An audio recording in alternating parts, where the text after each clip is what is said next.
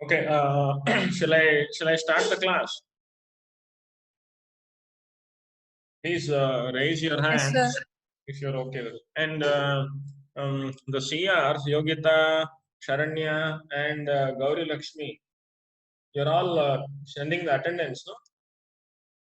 Yes, sir. Okay. So in the Yes, sir. last class, we had discussed about this condition called as circulatory shock, where we defined circulatory shock as a condition. It is characterized by decreased tissue perfusion due to an absolute or relatively inadequate cardiac output, or absolute or relative decrease in the cardiac output.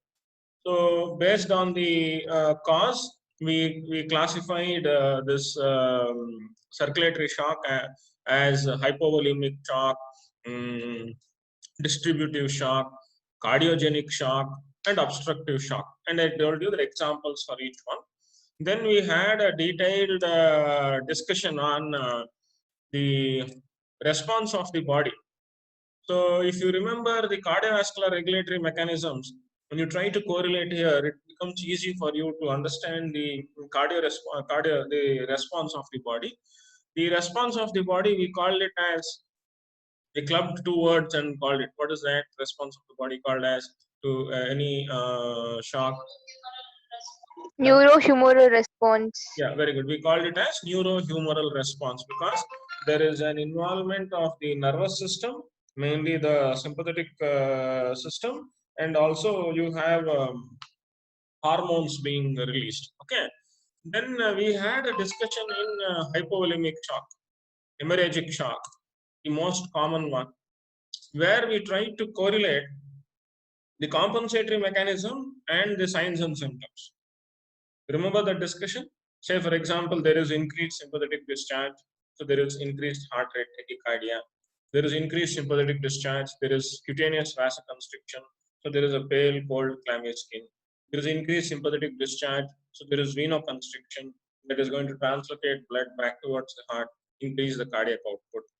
There is decreased PO2, increased PCO2, increased hydrogen ions in the peripheral chemoreceptors that is going to cause a tachypnea.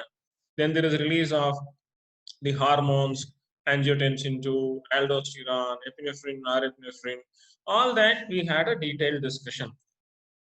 Okay. Then we looked at the other types of shock. What we are left with in this topic on shock is treatment of shock. Obviously, what is the use of knowing all this classification definition unless you know what to do? Once you have come to a conclusion as to what is the type of shock, what has caused this circulatory shock, or whatever the reason, whether it is obstructive or hypovolemic or cardiogenic, then you should treat. So, what will be the treatment of shock? Common sense question. Some blood transfusion. Just think and tell me. Just think and tell me. The treatment of circulatory shock depends on. Yeah. The treatment of circulatory shock depends on the cause. Okay. So if it is hypovolemic shock, you have to restore the blood volume. If it is vasogenic, you have to see that you give some vasoconstrictors because there is intense vasodilation. Then if it is cardiogenic, you have to give some things which will assist the heart in doing its function. If it is obstructive, you have to remove the obstruction. Common sense. Okay. So we'll take each one quickly. So for example, if it is hypovolemic shock.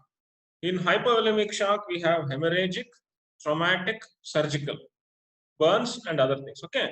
So in these first three, hemorrhagic, traumatic, and surgical shock, what is the treatment of choice? There is blood transfusion. There is blood loss. Blood loss is common to these conditions. So you have to do blood transfusion. Whole blood transfusion is the treatment of choice in these three types: hemorrhagic shock, traumatic shock, and surgical shock. In burns shock, it is plasma which we give. Plasma, because it is not whole blood which is lost in a patient with burns, we give plasma. You can give plasma expanders also, like dextrans, and high molecular weight substances which will stay in the blood vessels. So what these substances will do, high molecular weight substances, they start behaving like dash substances. Anything which can't cross the cell membrane, which is there inside the capillaries, yeah, it starts behaving like a, yeah, it starts behaving like an osmotically active substance. It will start pulling fluid from the surrounding interstitial space, and then the blood volume is restored. But then what is the problem if fluid is pulled from the tissues?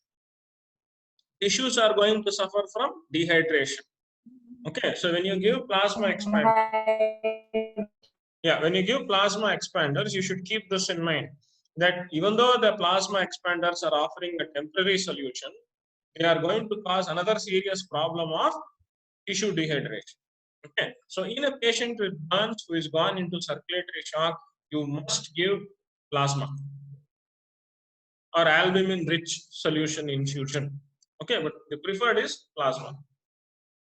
Then in hypovolemic shock due to excessive vomiting or diarrhea, you have to assess the fluid and electrolyte balance and give the appropriate solution there for the problem.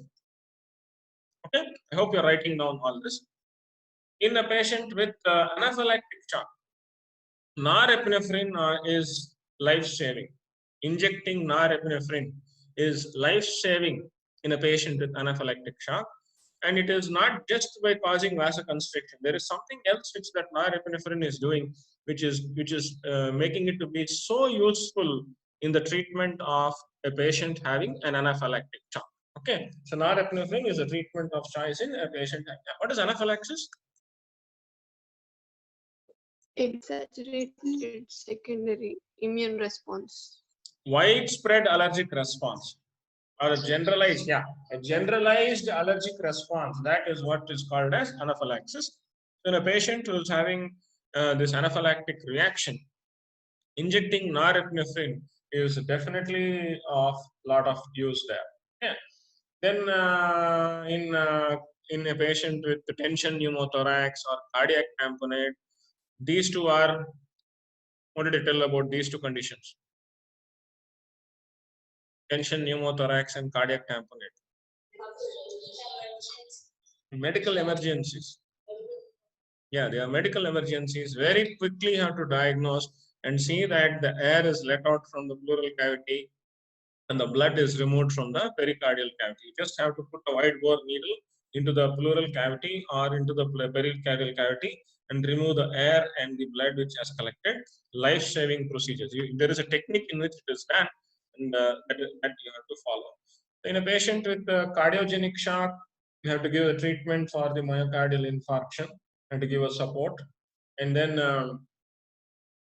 in some types of cardiogenic shock, we see that dopamine injections, dopamine drip is very useful because dopamine is an inotropic agent and it also causes vasodilation in the kidneys and prevents the kidneys from getting damaged. See what? If you have understood the compensatory mechanisms, you'll realize that initially the compensatory mechanisms are life-saving, but the disease process is not being corrected. These same compensatory mechanisms, when they are there for a long time, they start causing problems. The best example I can give you is activation of the renin-angiotensin-aldosterone system. This system, when it is activated initially in any cardiovascular problem, it is very useful because it is causing vasoconstriction, helping to improve the blood volume, retaining sodium and water and all that. But over a period of time, you see that this system is activated so much that it is going to cause edema and other problems. Okay. So a physiological compensatory mechanism which was useful in the beginning, over a period of time, it is the one which is causing problems. And then we have to use the drugs to block that physiological system. So how can you block the renin-angiotensin-aldosterone system?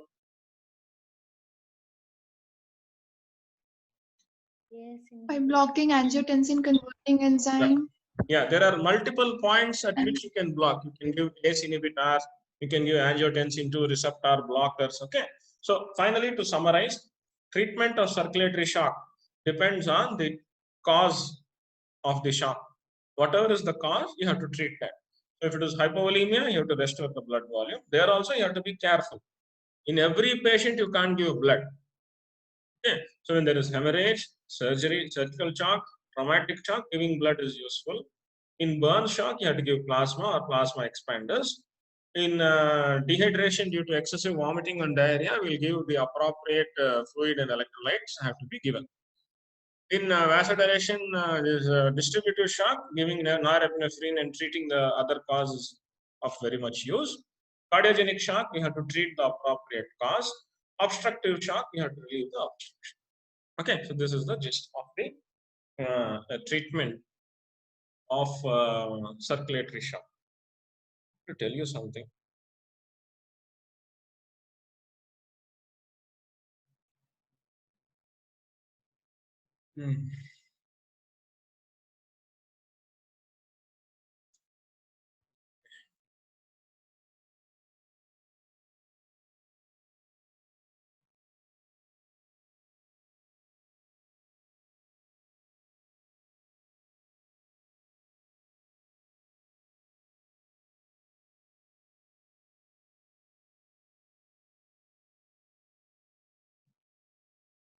Okay, because what Dr. Sharwani told in the last 2 days is very, very important.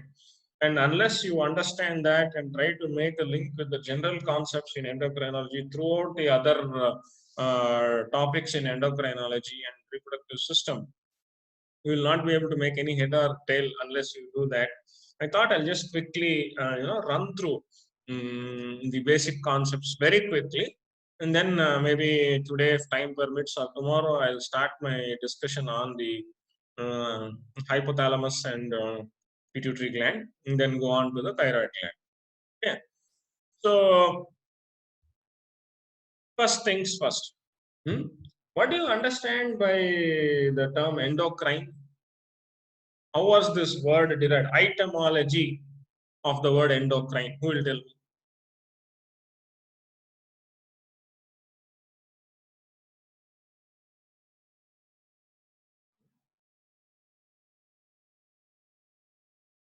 You're able to hear me?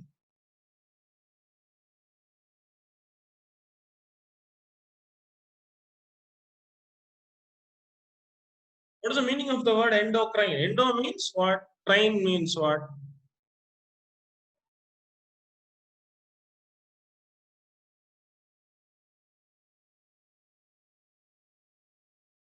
You're able to hear me? Hello? Yeah, tell me. Endo within crine means secretion, sir. Endo means within. Crine means to separate. Okay. So endo means within the body. Crine means to separate. So how was the word hormone derived? Just a minute. Hormone, so which means to stimulate.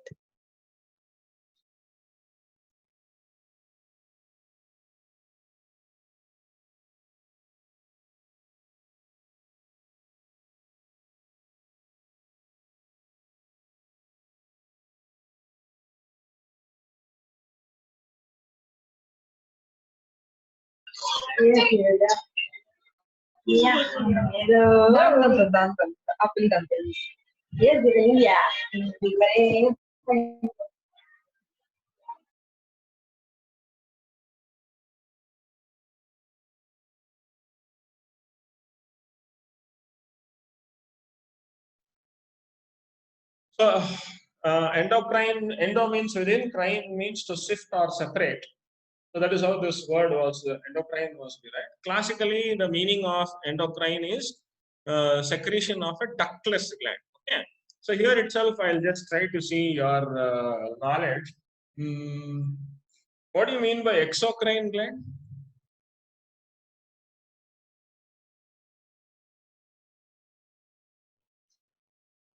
So the glands which has ducts and secretes enzymes. So endocrine glands are ductless. Exocrine is the gland which is having a duct. Okay. So now again, let me see. Can you tell me a gland which is an organ which is both Exocrine and endocrine dual gland. Pancreas. Yeah, pancreas is a dual gland. Okay. Now, see the thing is, in the body, all the organ systems, all the cells in the body are having only one function. What is that one function? That all the organ systems or all cells, ultimate goal is towards that one function. What is that? Homeostasis. Correct. To maintain homeostasis. Okay. So you have organ systems in the respiratory system, excretory system, gastrointestinal tract, musculoskeletal system, all are working towards the maintenance of homeostasis. These organs should work in coordination. Okay. So what one organ is doing should benefit the other organ, that should benefit the overall human body. So there should be some control. Is it not? There should be some control over the functioning of the cells and the organ system. So there are two control systems in the body. What are those two control systems?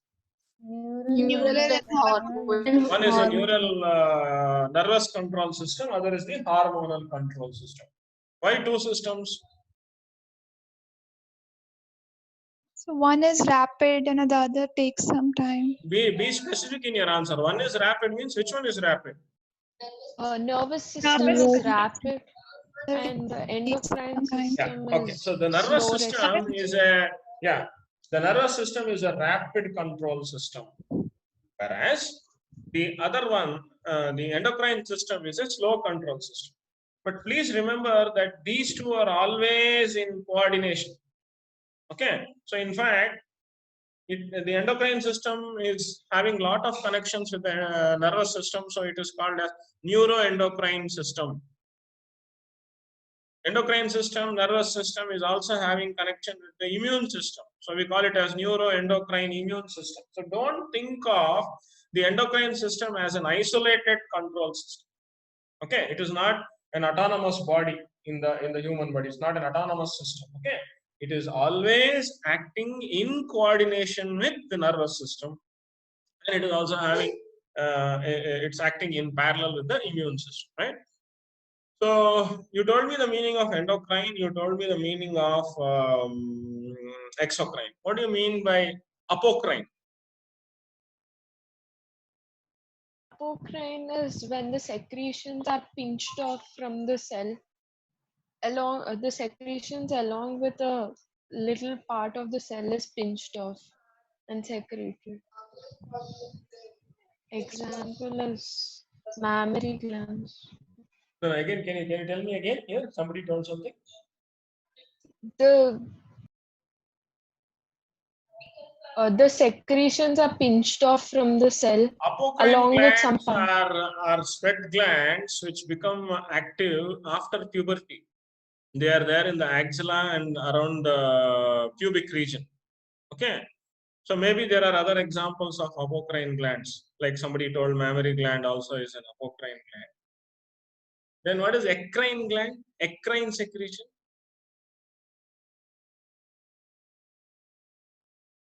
You'll tell me, you'll read and tell me what is the meaning of eccrine. Okay. Now I will again introduce some more words to you all. Let me see. Okay. So the cells in our body have to talk to each other. If they have to communicate with each other, the cells have to talk to each other. And they talk to each other by either the nervous system coming and ending on them and secreting a chemical. What is the chemical secreted by nerve endings called as? Neurotransmitter. Okay. Or you can have the nerve ending secreting chemicals into the bloodstream, which will then go and act on the appropriate cell. Or you can have the cell being the chemical being secreted by ductless glands into the thing. So like this, I'll ask you some terms. Let me see how much you understand. So what is the meaning of neurocrine control or neurocrine secretion?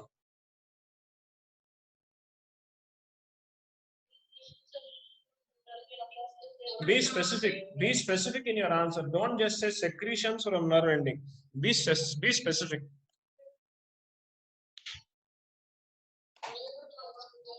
neurotransmitter secreted by nerve endings, dani neurocrine antama? No. The answer is not correct.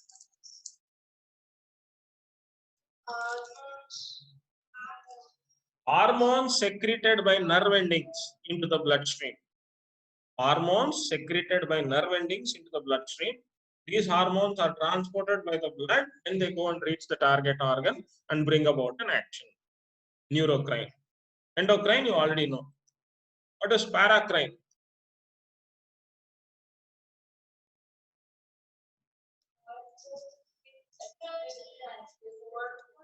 Substances act on the neighboring cells. Hormone secreted into the interstitial fluid, diffuses in the interstitial fluid, acts on a nearby cell, neighboring cell. Paracrine. Where you see lot of paracrine secretion, you see it everywhere in the body, but the most number of examples of paracrine, gastrointestinal tract. Pancreas. Yeah, gastrointestinal tract, you see paracrine, secretin, CCK-PZ, all that is acting locally within the gastrointestinal tract. Okay. What is autocrine? The Secretions substances act effect is on the cell, the same cell. The secretions affect the The same. hormone is released by the cell. It comes and acts back on the same cell or similar cells. Okay. So beta cells will secrete insulin. Insulin comes and acts back on the same beta cell or surrounding beta cells. That is called as autocrine. What is intracrine?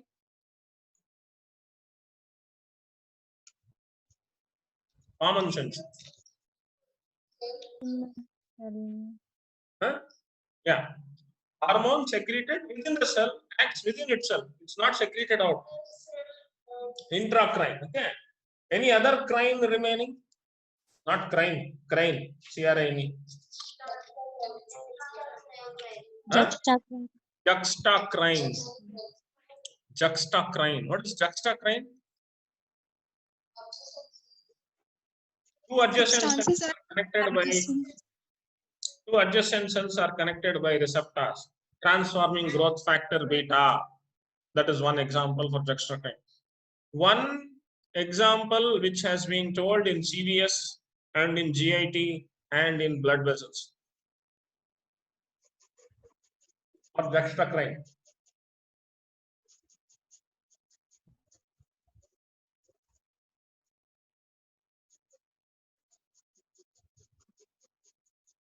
The cardiac muscle behaves like a dash. Syncytium. One word should come before syncytium. Functional syncytium. The cardiac muscle behaves like a cardiac muscle behaves like a functional syncytium. Okay? How? Through gap junction. Presence of gap junctions. That is also you can consider as a juxtacrine communication. Presence of gap junctions between two adjacent cells so that ions can move freely. But classically, juxtacrine is where cell, there is a receptor coming out that binds to the receptor, one protein is coming out that binds to the receptor on another cell. So two adjacent cells communicating, that is the juxtacrine. Okay. So, see here, this is, it's there. So the one here is classical endocrine. Okay.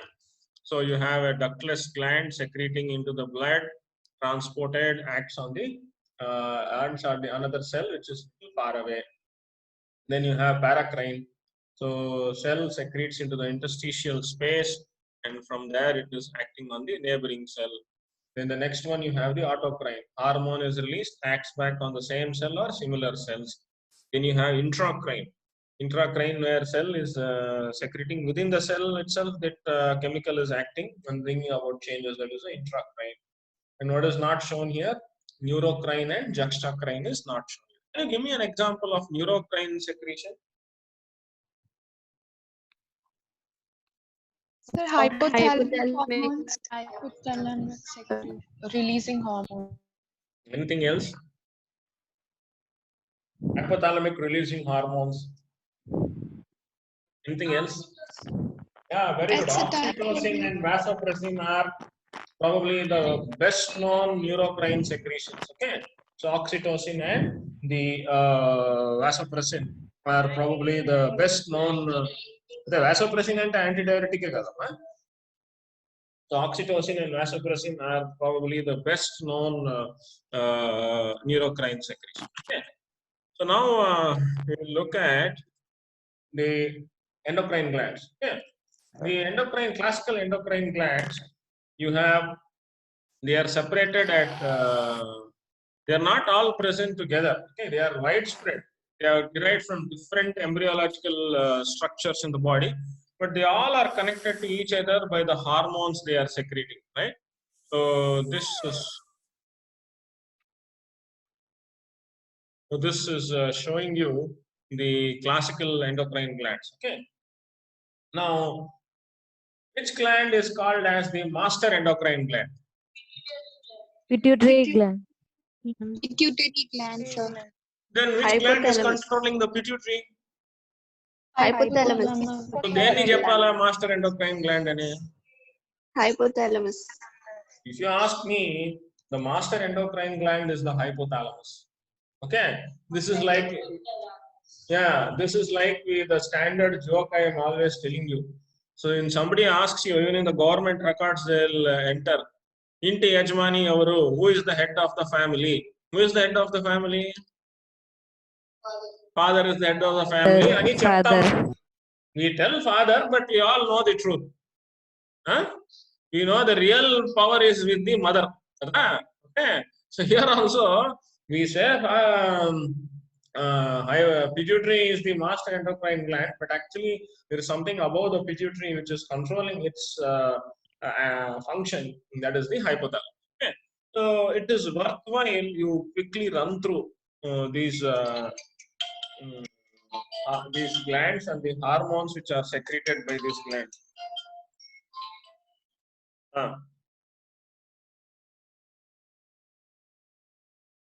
Mistakes I have class.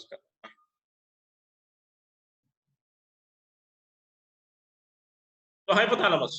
Hypothalamus secretes releasing hormones. Growth hormone releasing hormone, corticotrophin releasing hormone, thyrotrophin releasing hormone, gonadotrophin releasing hormone. These are the 4 releasing hormones. We have inhibitory hormones, somatostatin and dopamine. Somatostatin inhibits growth hormone secretion. Dopamine inhibits prolactin secretion from the anterior pituitary.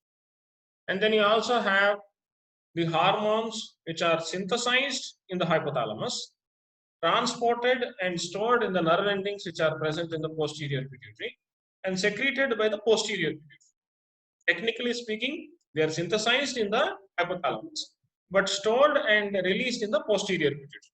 So they are the oxytocin and antidiuretic hormone or vasopressin. Okay. Then coming to the pituitary gland. The pituitary gland, we have 3 lobes: the anterior pituitary lobe, intermediate pituitary lobe, and posterior pituitary lobe. In human beings, most often in adults, we see that the intermediate pituitary lobe is rudimentary. Okay.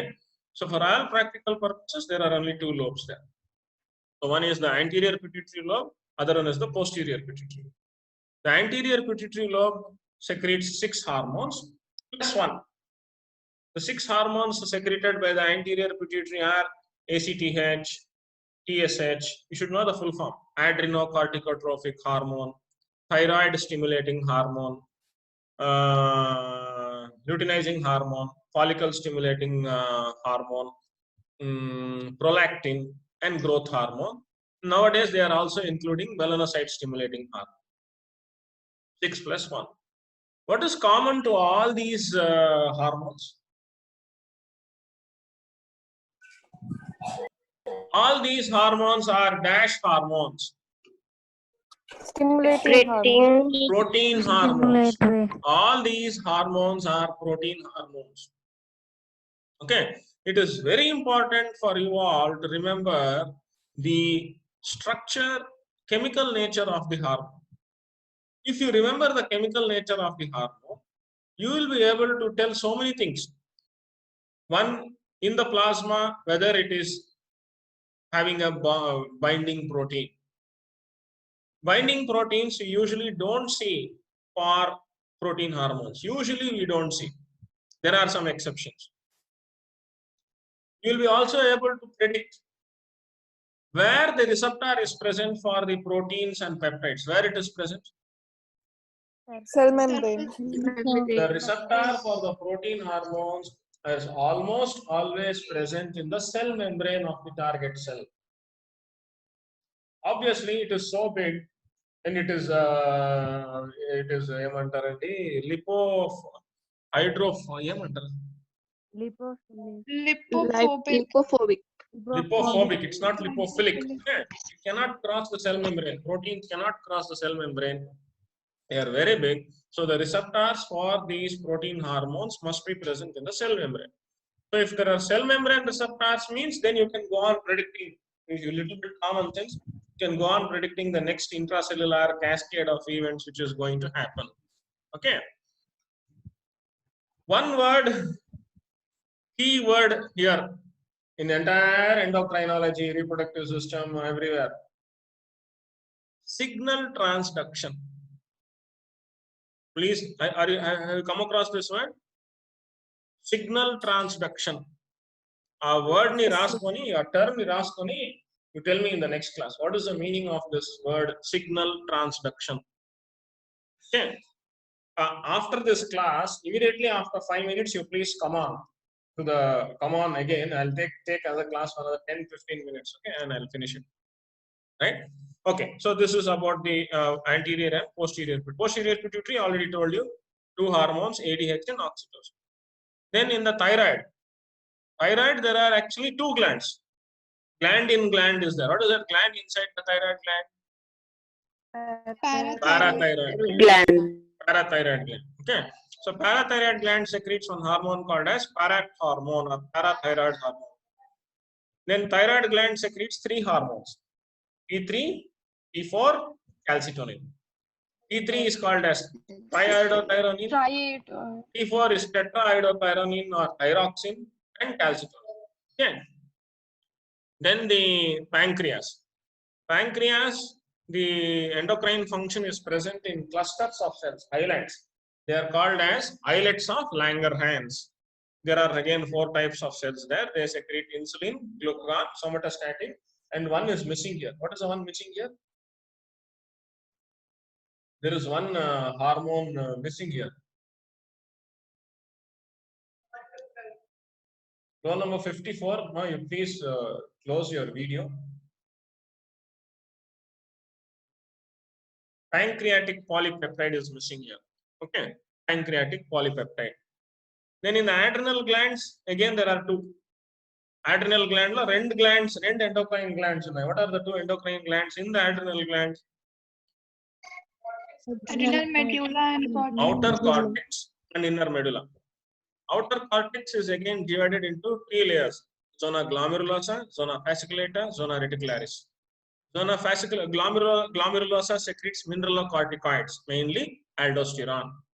Zona fasciculata secretes glucocorticoids, mainly cortisol.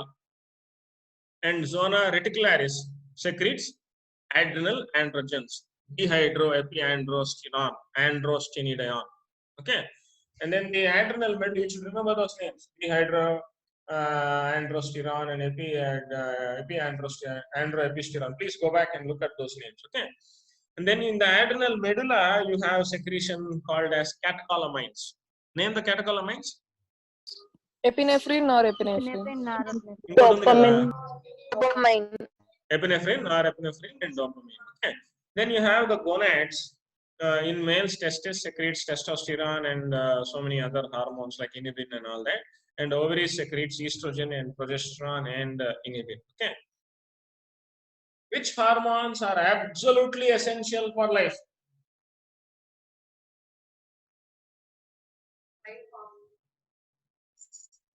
అంటే ఆ fine ఏం చెప్పాలో నువ్వు చెప్తావా? అంటే if those hormone is not there, person will die either immediately or within 1 or 2 days. Which hormones are absolutely essential for life? Please come back online again. Within 5 minutes, I'll schedule one more class, and 10 minutes, I'll finish this. 10-15 minutes, I'll finish this. Which hormones are absolutely essential for life? Adrenal cortex. Epinephrine and norepinephrine.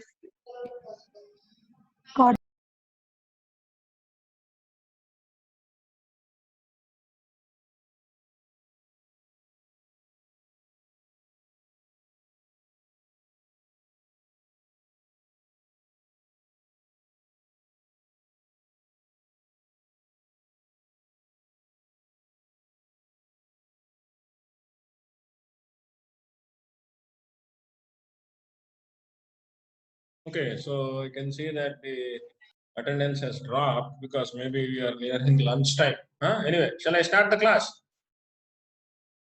Yes, sir.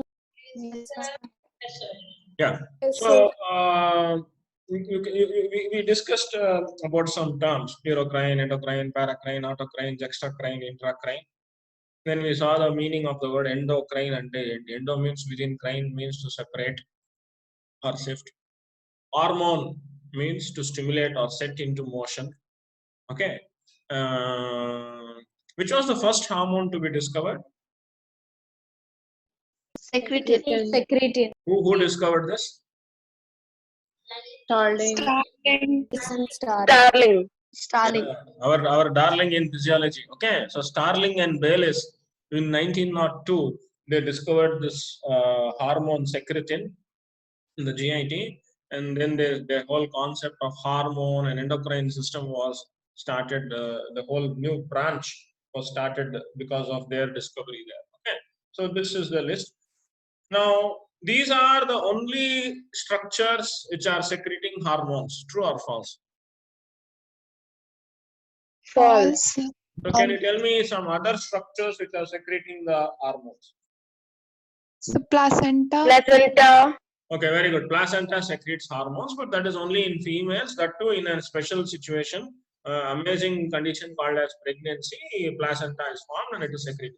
Any other structure which is there both in males and females? Adipose tissue, sir. Vascular endothelium. Adipose tissue. Who told adipose tissue? Very good. Ruhi, sir. Rui, adipose tissue. What it secretes? Leptin. Yeah, adipose tissue secretes one hormone called as leptin. Any other tissue like this you can think of?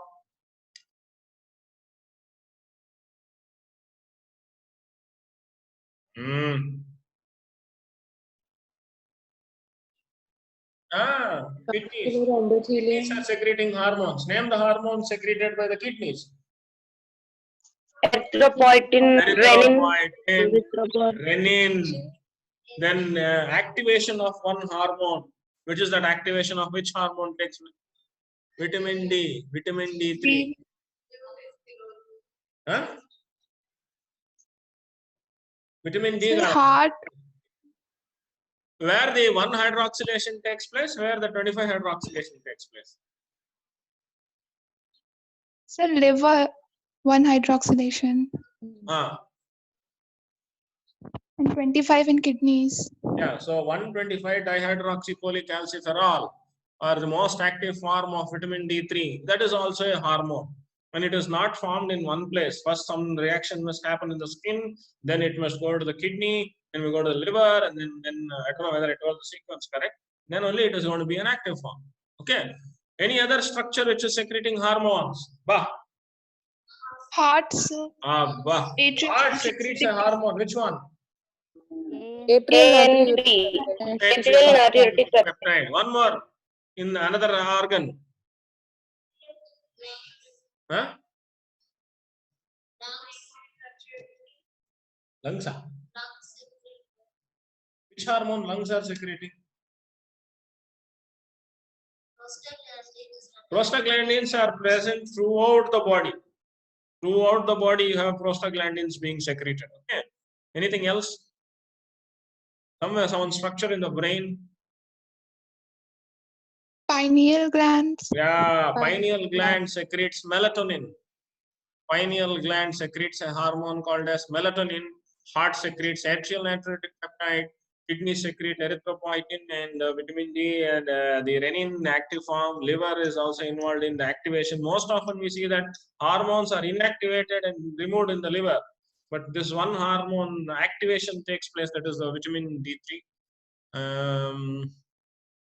You have placenta in special circumstances. Okay, so that is about the introduction. This is a quick look at the protein hormones, how they are synthesized. Okay, so you have the transcription, a gene is produced, then the translation in the in the endoplasmic reticulum, and then it goes to the Golgi apparatus for the packaging. Then the secretory vesicles are formed. So you have a stored form of the protein hormones in the target, in the endocrine glands. Okay, and then when the appropriate stimulus comes, most of the time it is, almost always, I think it is the calcium entry which is going to cause the release of the hormone. And if you look here in the side, it is given like any protein, you have a very large fragment being produced. Then it is some one part, a signal sequence is removed. Then something is remaining back. That goes to the Golgi apparatus. One more part is removed, and that part which is removed and the active hormone are secreted. So, for example, here most protein hormones are synthesized first in the pre-pro hormone as pre-pro hormone. Okay. Then when they go to the endoplasmic reticulum, the pre-fragment is removed, and what is remaining is the pro hormone. Okay. And then they go to the Golgi apparatus, and then you have the pro hormone being converted into hormone by removing something else. And the secretory vesicles, you have both that removed fragment and the hormone. Remember this is very important. When you read insulin, you'll see that insulin along with C-peptide is secreted, and there is a clinical aspect to that, that insulin and C-peptide are secreted in equimolar concentration. That is a very important point you have to remember. Okay. That is about the thing, right?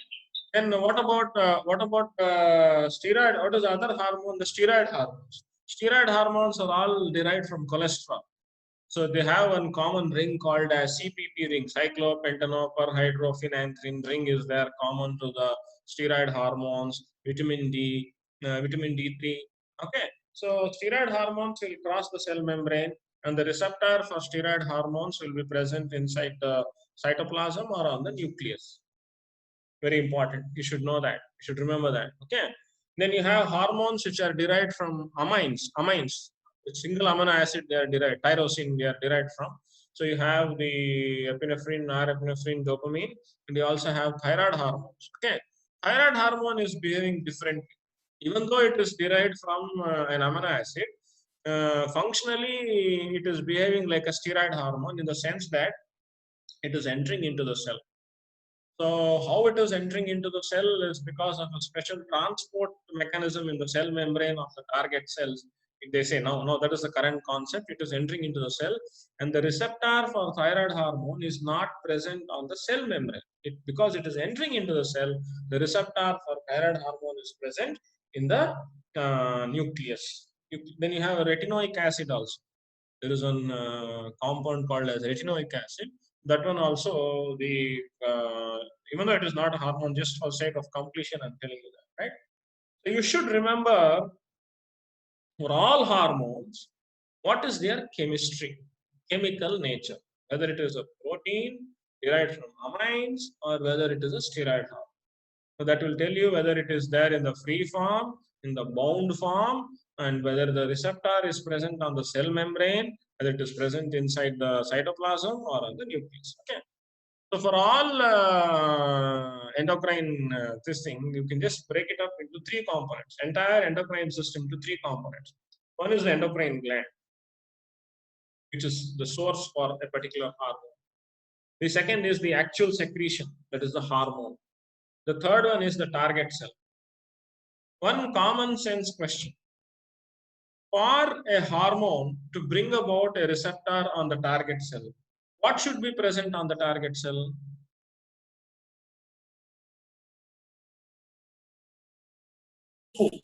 Receptor. Yeah. Only if a receptor is present on the target cell, a hormone will be able to bring about some action on the target cell. Okay. Then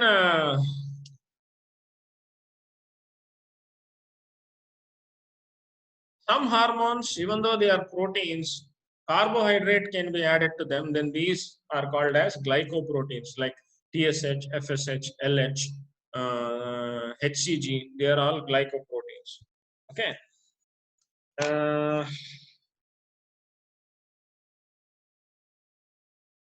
Please go back and read why some hormones are bound to proteins. Anybody knows the answer? Say, for example, cortisol. Cortisol is present in the free form and bound form. Thyroid hormone. Thyroid hormone is present in the free form and bound form. Can anybody explain to me what is the reason why for some hormones you have binding proteins, mainly the steroid hormones and thyroid hormones, you have binding proteins? To help in their process of transportation to the target cells. They can just go in the bloodstream like other hormones, no, Yogita? Why you, for these hormones only, why you need a transport protein? Somebody told Water insoluble. to increase the half-life. To increase the half-life of the hormone, they are present in the bound form. What is half-life? The time by which the concentration will decrease by half. Say for now, 1 o'clock, it is around 10 milligrams. After 5 hours, it becomes 5 milligrams. So the half-life of that hormone is 5 hours. Means for a particular concentration to reduce by half, it takes 5 hours. That time is called as half-life. Okay. So to increase the half-life of a hormone, if the bound form is present, to see that the hormone is uniformly distributed. Say for example, thyroid hormone, the target cell is not one. Many organs it will go and act. The first target cell may use up all the hormone. Then there will be no hormone available to act on the other target cells. So to prevent this from happening, to see that there is a uniform distribution of the hormone throughout the body, bound form is present. Okay, so please go back and read the importance of bound form and which one will bring about the action. The free form will bring about the action, or the bound form will bring about the action?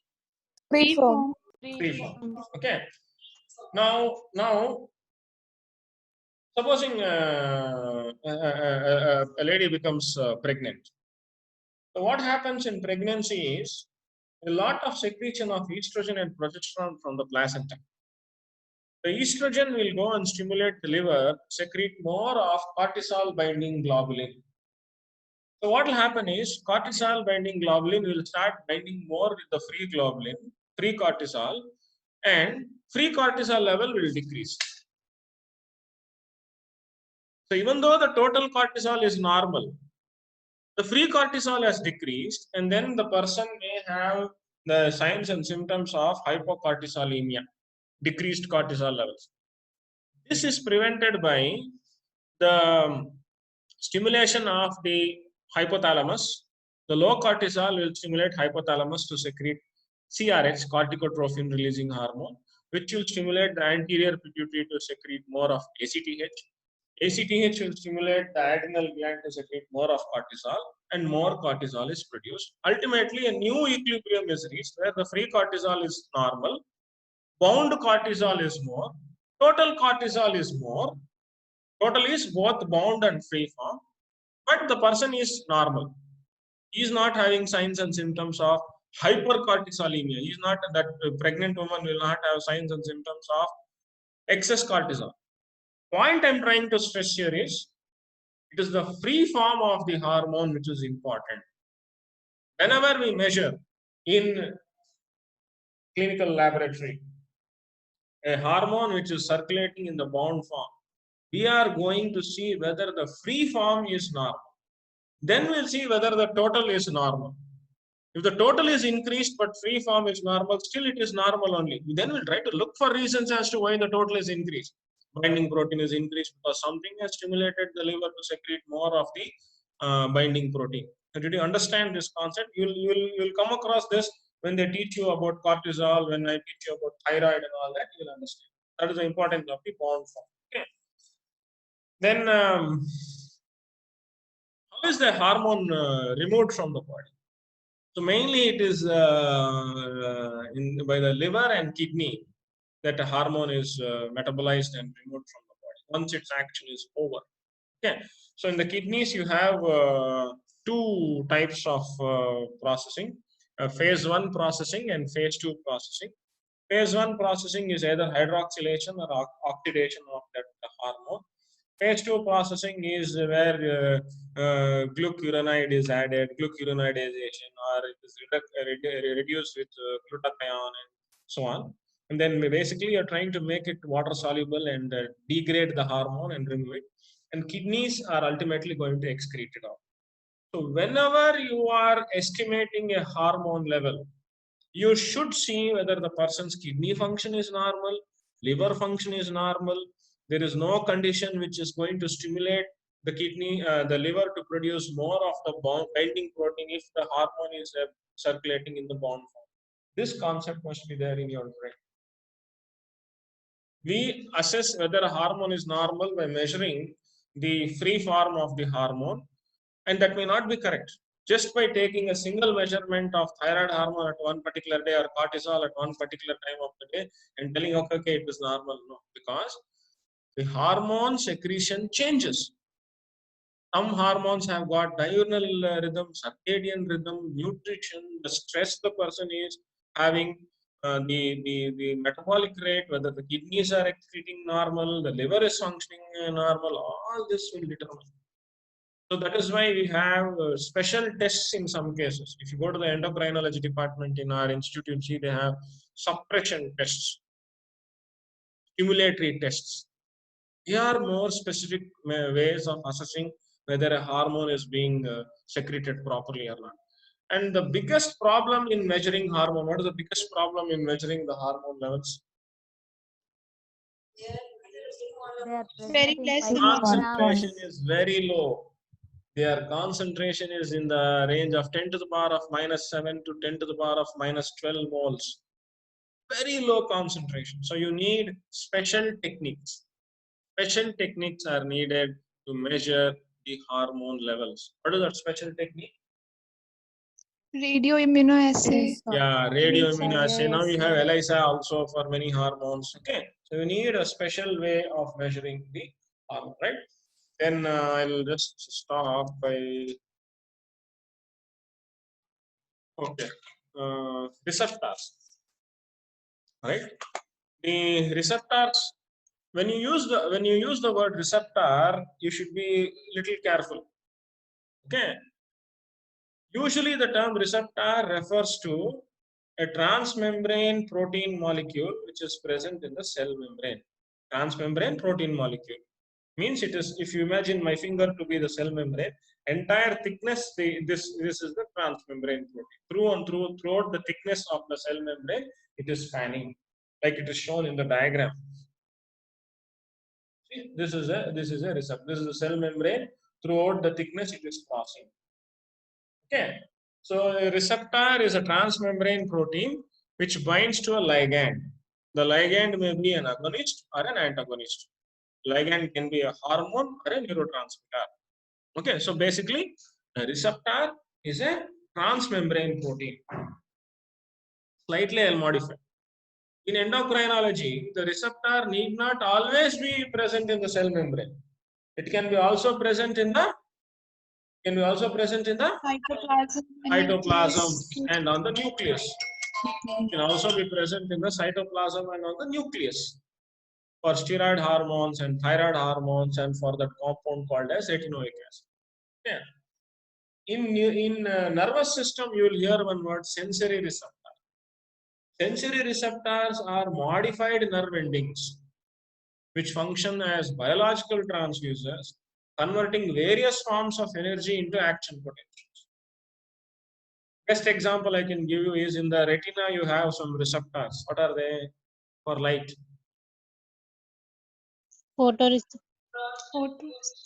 Rods and cones. They are modified nerve endings which respond to light. They convert light into action potentials. So you should be careful when you come across the word receptor. See whether there is another prefix as sensory receptor there. This we use in neurology. Most of the in neurology also we use receptor for neurotransmitter action on the postsynaptic cell. So that is that protein macromolecule which is present most often on the cell membrane, or it can be present also in the this thing. Okay. Now the key here for any hormone to bring about an action is once it binds to the receptor, what happens? The nature of the receptor, the nature of the hormone is going to determine what is going to happen. So the receptors are of different types. You have some receptors which are coupled to some proteins called as G proteins. G proteins. Have you come across this word G proteins? Yes, sir. Yes, sir. Yes, So sir. just look up the G protein. There are 5 types of G protein. Only 4 are shown here: GI, GQ, GS, G12, the alpha component. So this is which type of G protein? What is shown here? Heterotrimeric. Yeah, very good. This is heterotrimeric G protein because there are 3 components: alpha, beta, and gamma. So the alpha part is bound to GDP. When the hormone will come and bind to the receptor, the alpha part will exchange GDP for GTP. When GDP is exchanged for GDP, they will split. Alpha part will come separate, beta gamma will go separate. The alpha part along with GDP can cause so many things. It can increase the action of adenylyl cyclase, decrease the action of adenylyl cyclase, or increase the action of phospholipase C, or other components called as ROGEF they can activate. So like that, then the further activation goes on inside the cell, and a cascade of events will take place. This is another word you should go on using. Keyword here: signal transduction. This is how the signal is converted into an effect. That is called a signal transduction. And then a series of events. Where else you have heard the word cascade? Coagulation. Clotting Yes, mechanism. clotting mechanism. One small signal bursts at the end into a big effect. Okay. So the effect here, this you listen very carefully. The effect inside the cell will be stimulation or inhibition of proteins. Proteins can be stimulated or inhibited by phosphorylation or dephosphorylation. Most of the proteins on addition of phosphate, they will get activated. Some proteins can get inactivated on addition. Most of the proteins on removal of phosphate, they are inactivated. Some proteins on removal, very few proteins on removal of phosphate can be activated. So for phosphorylation, again ATP, all that is there. You need some kinases, protein kinase A, and all that. When you come to each individual hormone, we will read that. And for removal of phosphate, you need another type of enzyme called as phosphatase. Okay. Sometimes the hormone will go bind to the receptor, hormone receptor complex will go to the DNA and cause transcription of genes. Genes will cause production of proteins. Proteins will bring about action. They can be structural proteins, intracellular proteins, enzymes. Steroid hormones, thyroid hormones, that is what they do. They will cause transcription of genes. One word for this: dash action. Genomic action. Genomic action. Genomic action. But remember, some steroids also have non-genomic action. Means without causing the transcription of genes, they can cause an effect. Okay. And here also, even though we say here it is just phosphorylation of proteins and all that in the previous example, this G proteins also can cause gene transcription. It is not exclusive that only steroids are causing. Okay. So that is one concept you need to take. In any hormone receptor, you'll have two properties. One is affinity, other is specificity. Can you tell me the difference between these two words? One is affinity, other is specificity. Specificity means it binds only to one type of molecule or compound, and affinity means it can be like it can bind to that or it can bind to any other compound, No, but it is more like no. Your specificity answer is correct. Affinity is not correct.